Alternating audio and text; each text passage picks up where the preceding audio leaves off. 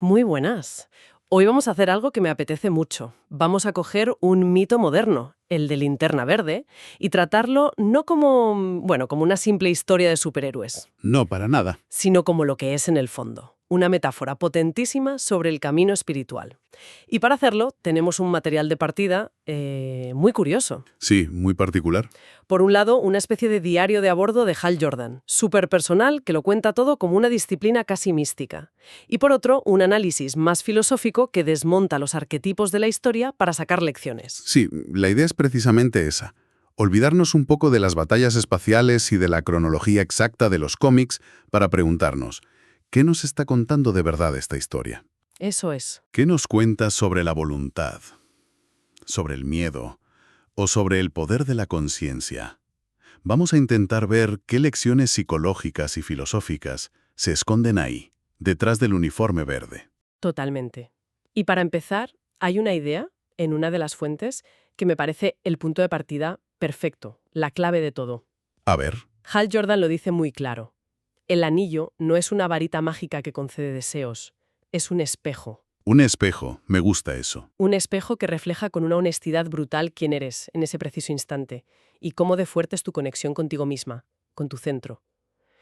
Con esa idea en mente, creo que ya podemos sumergirnos. Venga, pues vamos a empezar a desgranar esto. La primera gran tensión, el corazón del mito, es esa lucha entre el miedo y la voluntad. El dúo esencial. Exacto. En sus reflexiones, Hal Jordan cuenta algo que lo marcó para siempre. Creció con la idea de que ser un héroe, como su padre, que era piloto de pruebas, significaba ser el hombre sin miedo. Claro, la figura paterna. Y tras la muerte de su padre en un accidente, esa idea se convirtió en una obsesión para él.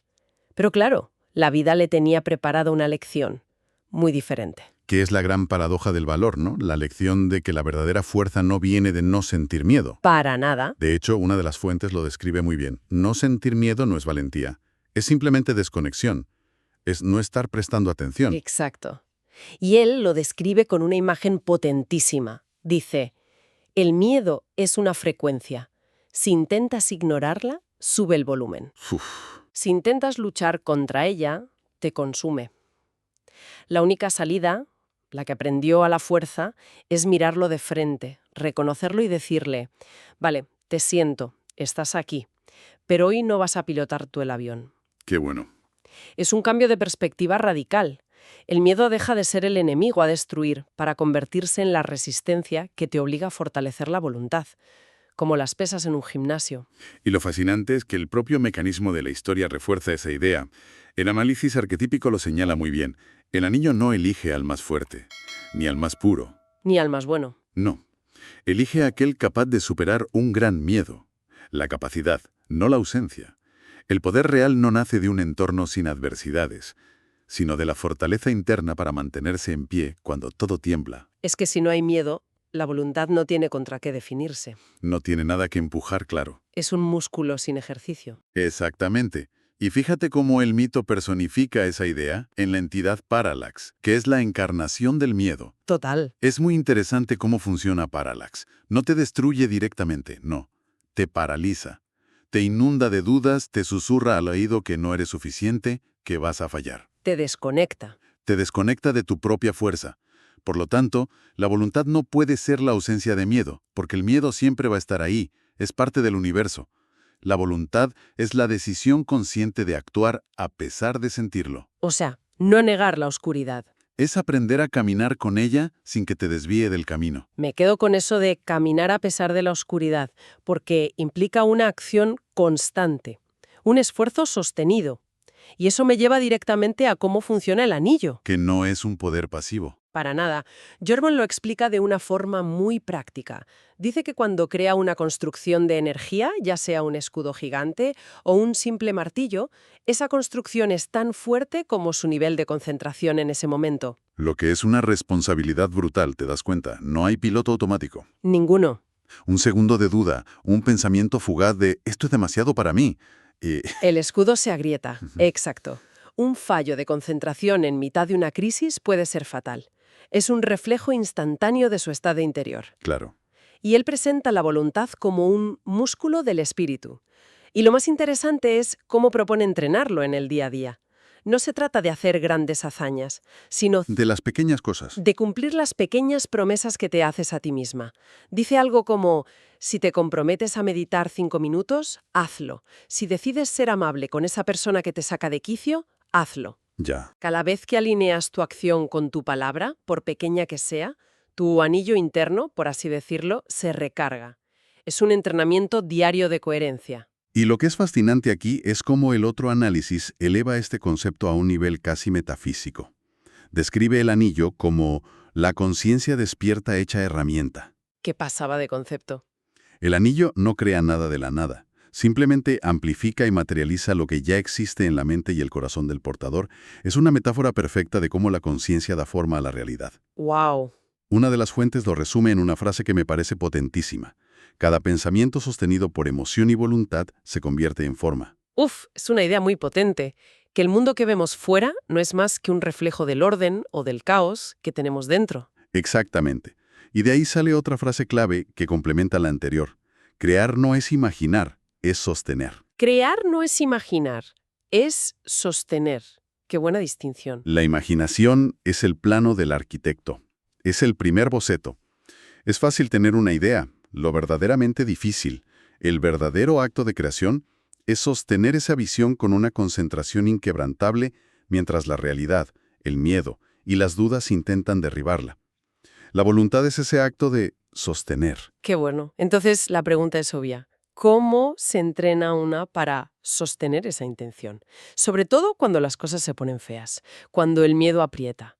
Y aquí es donde entra el famoso juramento. Claro, en el día más brillante, en la noche más oscura. Para Hal Jordan eso es mucho más que una frase bonita para recargar un arma. Él confiesa que lo recita para recargarse a sí mismo. Asimismo, claro, Lo compara literalmente con los mantras de las tradiciones espirituales. Son palabras de poder que al repetirlas realinean tus pensamientos con una frecuencia más alta con tu propósito. es un ancla. Totalmente. Dice que en sus peores momentos, perdido en la inmensidad del espacio, el juramento no son solo palabras, es una declaración de identidad, es un ancla. Es un acto de memoria, en el sentido más profundo. Un acto de recordar quién has decidido ser cuando todo a tu alrededor y dentro de ti te grita que no eres nada, que estás solo y que no puedes más. Es un anclaje a tu yo superior, por así decirlo. Exacto. Y esa idea del anclaje emocional me hace pensar en algo que mencionan las fuentes. No se trata solo de la voluntad en abstracto, ¿verdad? No para nada. Se habla de todo un espectro emocional. El rojo de la ira, el azul de la esperanza, el amarillo del miedo. ¿Cómo encaja el verde de la voluntad en todo ese arco iris de poder? Pues esa es una de las ideas más sofisticadas del mito, en mi opinión. El verde de la voluntad no es una emoción más. Está situado justo en el centro del espectro. En el centro. Y esto no es casual. Representa el equilibrio, el punto de maestría. La lección aquí es que la espiritualidad no consiste en convertirte en una máquina de voluntad fría y sin emociones. Eso sería reprimir una parte fundamental de lo que somos.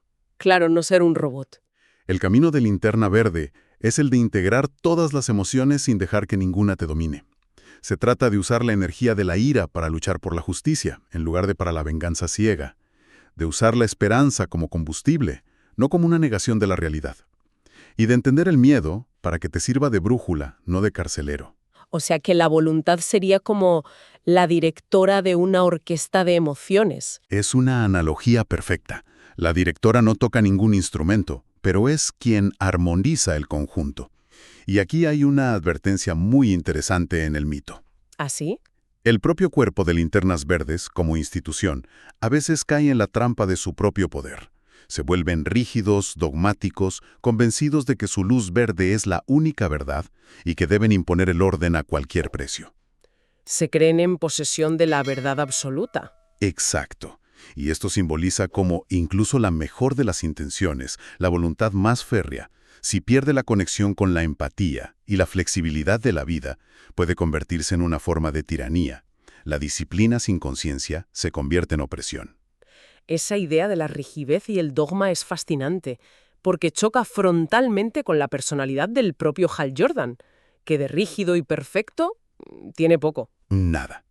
Es más bien un tipo impulsivo, a veces arrogante, lleno de fallos. Funciona también como arquetipo. Es el iniciado imperfecto. Me encanta ese término.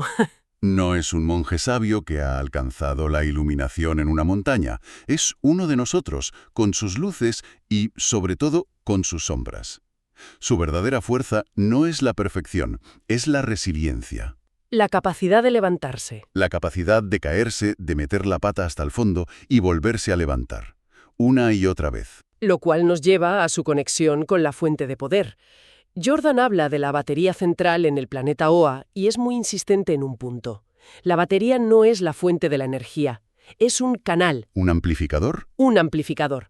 Para él, el mayor error espiritual, el acto de ego definitivo, es llegar a creer que el poder es tuyo, que emana de ti. El ego espiritual, sí. Dice que el ritual de recargar el anillo empieza con un paso previo, vaciarse. Recordar que él solo es un conducto, una parte de algo inmensamente más grande que Hal Jordan, el piloto. Es un acto de humildad radical. Y en sus notas lanza una pregunta que nos interpela directamente. Dice, ¿a qué te conectas tú para recargar? Buena pregunta. ¿A la naturaleza? ¿A la meditación? ¿Al servicio a los demás? Porque si tu fuente de poder es tu propio ego, te vas a agotar. La fuente tiene que estar fuera de ti. Totalmente. Y esa lección la aprende de la forma más dura posible, claro. Su caída más grande, su transformación en Parallax, es la culminación de todo esto. Uf, qué momento. Cuando lo pierde todo, su ciudad, su gente, su voluntad no se quiebra, sino que se pervierte. Exacto. Y ese momento enseña la lección más profunda de todo el mito, que una de las fuentes resume en 2 frases demoledoras. La voluntad sin amor se convierte en control. Qué duro. Y el dolor no sanado se convierte en destrucción. Su inmenso poder, que antes creaba vida y protegía, se vuelve contra el universo. Intenta usar su voluntad para reescribir la realidad, para deshacer su dolor, convirtiéndose en un tirano. Es la sombra de la luz.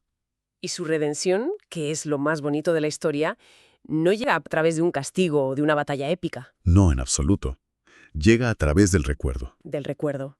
Sus amigos y aliados no lo derrotan, le ayudan a recordar quién era antes del trauma, antes de que el dolor y el miedo lo consumieran por completo. Le recuerdan su humanidad. Eso es.